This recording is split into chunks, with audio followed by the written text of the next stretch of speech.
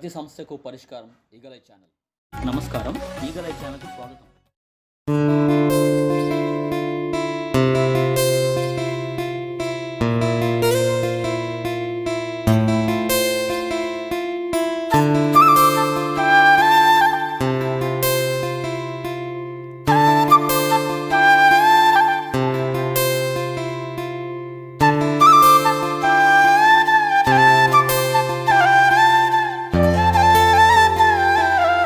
మా జాతీయ అధ్యక్షులు ముఖ్యమంత్రి గారైనటువంటి చంద్రబాబు నాయుడు గారికి, మా ప్రధాన కార్యదర్శి అయినటువంటి లోకేష్ బాబు గారికి నేను ధన్యవాదాలు తెలియజేస్తున్నాను. అలాగే నాకు మరి అచ్చెన్నాయుడు గారికి అపారమైనటువంటి అనుభవం ఉంది. ఆయన రాష్ట్ర అధ్యక్షుల కింద చేశారు.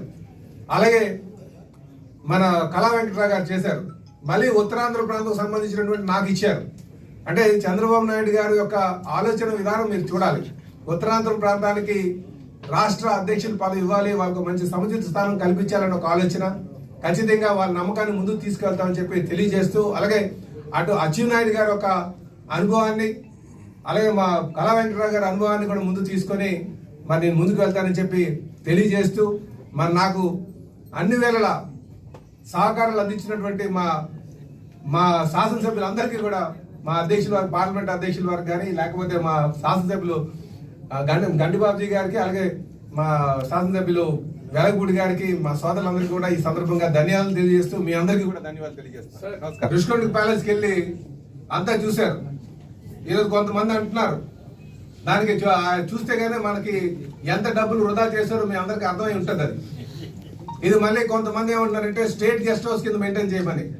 స్టేట్ గెస్ట్ హౌస్ మెయింటైన్ చేయడం సాధ్యపడుతుందా? అంత ఖరీదైన బిల్డింగ్. నాకు తెలిసి 700 కోట్లు ప్రజాధనాన్ని వృధా చేశారు. ఆ 700 కోట్లతో అయితే మనం ఈఎస్ఐ హాస్పిటల్, పెద్ద హాస్పిటల్, 550 పడకలు కలిగిన హాస్పిటల్ కట్టొచ్చు, మెడికల్ కాలేజ్తో పాటు. వీళ్ళంతా కూడా డబ్బులు వృధా చేసి పడేశారు. రేపు అది స్టేట్ గెస్ట్ హౌస్ కింద రన్ చేయడం సాధ్యపడుతుందా అని అడుగుతున్నాను. అది మెయింటైన్ చేయగలరా అని అడుగుతున్నాను. కనుక దానికి విశాఖపట్నం ప్రజల యొక్క అనుగుణంగా ఈరోజు ఆ బిల్డింగ్స్ స్టేట్ గెస్ట్ హౌస్ కింద ఉంచాలా, లేదా హాస్పిటాలిటీ సెక్టర్ టూరిజంకి ఉంచాలా అన్నది విశాఖపట్నం ప్రజల యొక్క మనోభావాలకు అనుగుణంగా మేము ముందుకు వెళ్తామని చెప్పేసి ఈ సందర్భంగా తెలియజేస్తున్నాను. చంద్రబాబు నాయుడు గారు ఒక బృహత్తర ప్రణాళికతో ముందుకు వెళ్తారని చెప్పి ఈ సందర్భంగా తెలియజేస్తూ, ఖచ్చితంగా విశాఖపట్నాన్ని ఆర్థిక రాజధానిగా ఈ దేశంలోనే మంచి ఖ్యాతి వచ్చేటట్టుగా చేపిస్తామని చెప్పేసి ఈ సందర్భంగా తెలియజేస్తున్నాం.